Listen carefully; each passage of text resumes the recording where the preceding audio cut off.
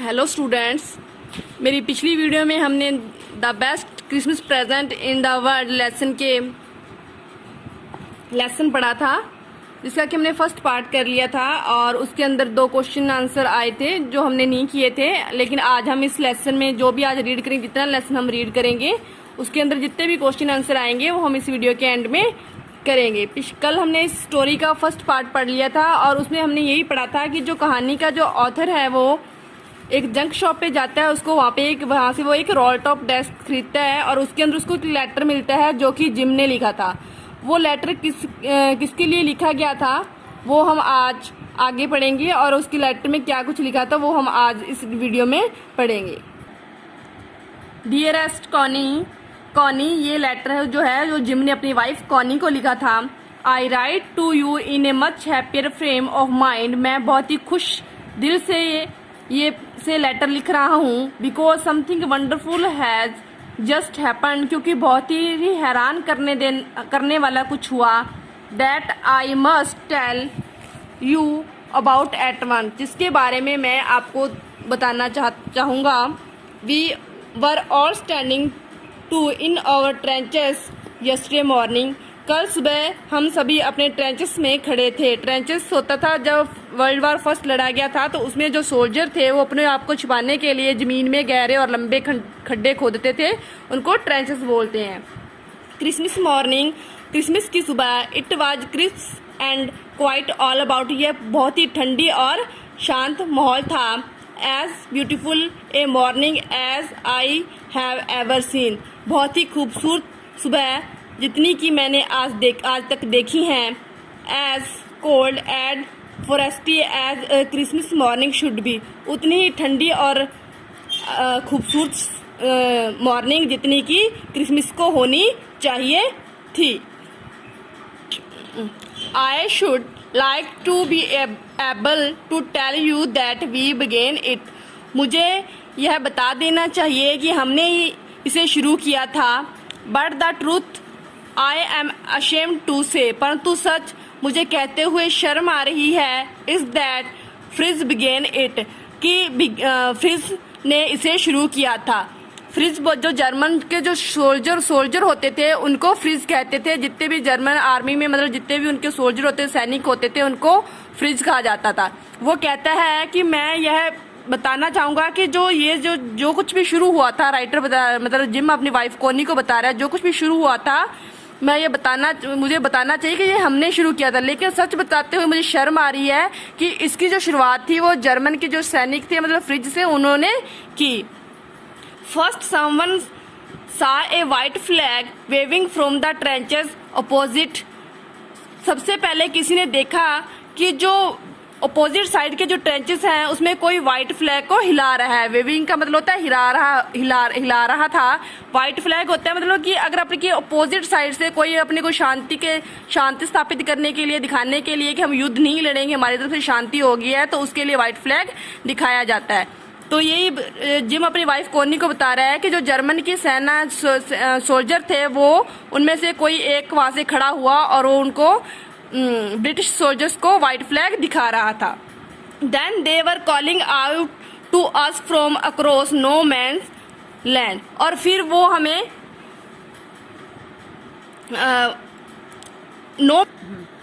Then they were calling out to us from across no man's land, फिर वो हमें no man's land पर बुला रहे थे। नो मैंस लैंड होती है, दोनों जो पार्टीज होती है, जैसे एक जर्मन की सेना थी और ब्रिटिश की सेना थी, उनके बीच की जो लैंड होती है, धरती होती है, उसको नो मैंस लैंड कहते हैं, जिसके ऊपर दोनों आर्मी के सैनिक होते हैं वो जा नहीं पाते। हैप्पी क्रिसमस, उन्होंने बोला कि हैप्पी क्रिसमस टॉमी, उन्होंने मतलब जो ब्रिटिश के जो सोल्जर होते थे उनको टॉमी कहा जाता था। Happy Christmas when we had got over the surprise, someone of us shouted back, जब हम इस हैरानी से बाहर आए तो हम में से कुछ वापस चिल्लाए, same to you Fritz, same to you, आपको भी happy Christmas Fritz. I thought that would be that matter, और मुझे लगा कि मामला जो है वो यहीं तक खत्म हो गया। दैट वुड बी, दैट का मतलब होता है जो मैटर होता है, वो जो मैटर शुरू हुआ था वो वहीं पर खत्म हो जाता है। वी ऑल डिड, और हमने ऐसा ही किया। But then suddenly one of them was up there in his great coat and waving a white flag, परंतु फिर अचानक उनमें से एक ग्रेट कोट में खड़ा हुआ जो कि वाइट फ्लैग था उसको हिला रहा था। वाइट फ्लैग मतलब सफेद झंडे को हिला रहा था। ग्रेट कोट का मतलब होता है जो जर्मन के जो सोल्जर थे उनकी ग्रे कलर की ड्रेस होती थी, इसलिए ग्रे, और ग्रेट कोट का मतलब उनका जो कोट होता था वो लंबा कोट पहनते थे, इसलिए उसको ग्रेट कोट कहा जाता था। डोंट शूट लेट्स, गोली मत चलाना। लेट्स का मतलब होता है बॉयज। समवन शाउटेड, कोई चिल्लाया। एंड नो वन डिड, और किसी ने भी गोली नहीं चलाई। Then there was another Fritz up on parapet, और फिर दूसरा फ्रिज पैरापेट पर खड़ा हुआ। एंड अनदर, और फिर दूसरा। कीप योर हेड्स डाउन, अपने सिर नीचे रखो। आई टोल्ड द मैन, मैंने आदमियों से कहा। इट्स अ ट्रिक, यह चाल है। बट इट वॉज नॉट, परंतु यह कोई चाल नहीं थी। One of the Germans was waving a bottle above his head, एक जर्मन अपने सिर पर बोतल हिला रहा था। इट इज क्रिसमस डे, यह क्रिसमस का दिन है Tommy. We have schnapps, we have sausage, हमारे पास शैनैप्स है और सॉसेज भी है। शैनैप्स होता है एक अल्कोहल, एक ड्रिंक होती है, जैसे शराब को भी जर्मन में शराब को शैनैप्स बोलते हैं। वी मीट यू, यस, हम आपसे मिलेंगे, हाँ। By this time there were dozens of them walking towards us across no man's land and not a rifle between them, और इसी समय दर्जनों की संख्या में वो नो मैन्स लैंड की तरफ चल आ रहे थे और उनके पास कोई बंदूक भी नहीं थी। Little private Morris was the first up, private Morris सबसे पहले खड़ा हुआ। Come on boys, what are we waiting for, हम किस चीज का इंतजार कर रहे हैं। And then there was no stopping them, फिर उन्हें कोई रोक नहीं रहा था। आई वॉज द ऑफिसर, इसमें जिम अपनी वाइफ को कह रहा है कि हमारे में से जो मॉरिस था वो सबसे पहले उसने शुरुआत की, उसने ब्रिटिश के सैनिकों को कहा कि हमें किस चीज का इंतजार, और इतना कहते उस सारे जो ब्रिटिश के जो सोल्जर थे वो सारे जर्मन भी नो मैन्स लैंड की तरफ चल पड़े और उनको रोकने वाला कोई नहीं था। जो जिम था वो ऑफिसर था और वो कह रहा था कि I should have stop them there and then, मुझे उन सभी को वहीं पर रोक देना चाहिए था।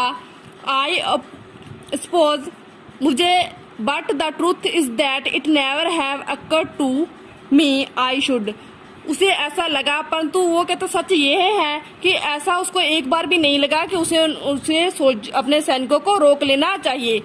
All along their line and ours I could see men walking slowly towards one another, grey coats, khaki coats, meeting in the middle.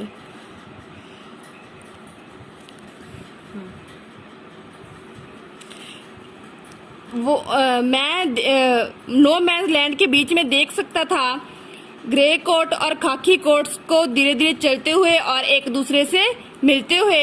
And I was one of them, और मैं उनमें से ही एक था।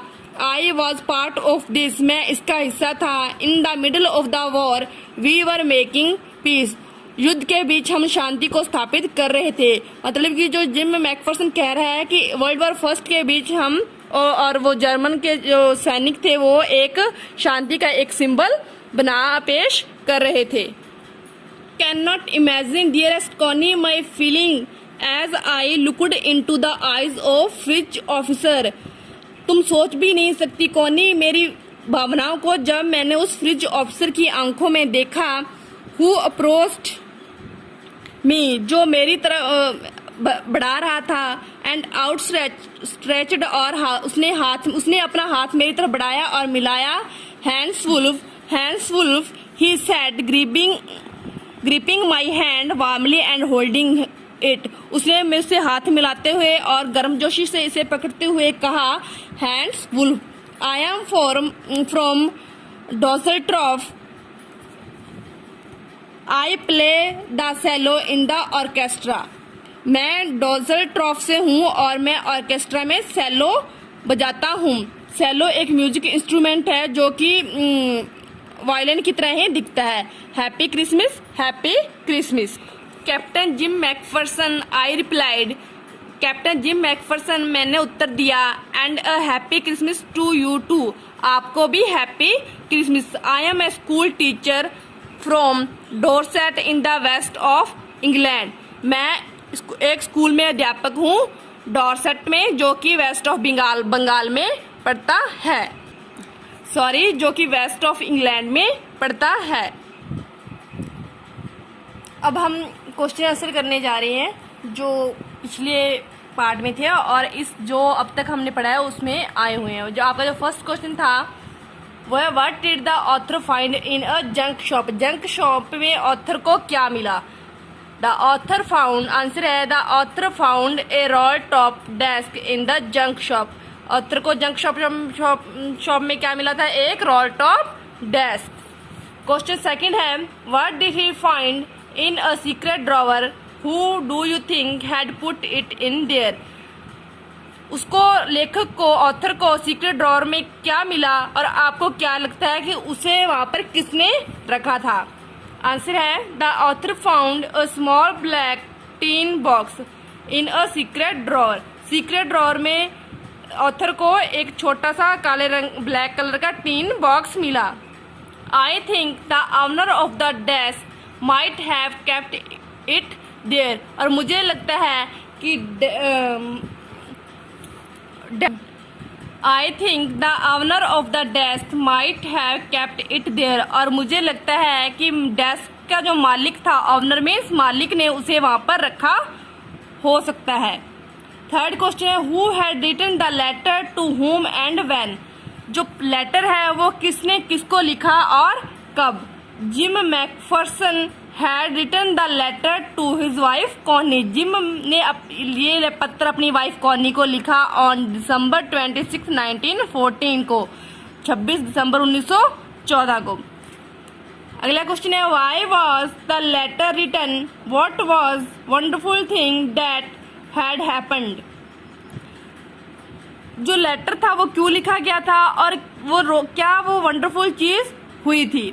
The letter was written to describe the wonderful event that how two armies, ये letter लिखा गया था उस इवेंट में, उस घटना को बताने के लिए कि कैसे दो आर्मीज, दो सेनाओं ने, the British and the German, British और जर्मन की सेना, who were fighting against each other, जो एक दूसरे से लड़ रही थी, सेलिब्रेटेड क्रिसमस टुगेदर, उन्होंने क्रिसमस का जो फेस्टिवल था उसको एक साथ मनाया। What jobs did Hans Wolf and Jim McPherson have when they were not soldiers? Hans Wolf और जिम मैकफरसन क्या करते थे जब वो सोल्जर्स नहीं थे? Hans Wolf played the cello in the orchestra. Hans Wolf था वो ऑर्केस्ट्रा में सेलो बजाते थे। While Jim Macpherson was a teacher, और जबकि दूसरी तरफ जो जिम मैकफरसन थे वो एक टीचर थे।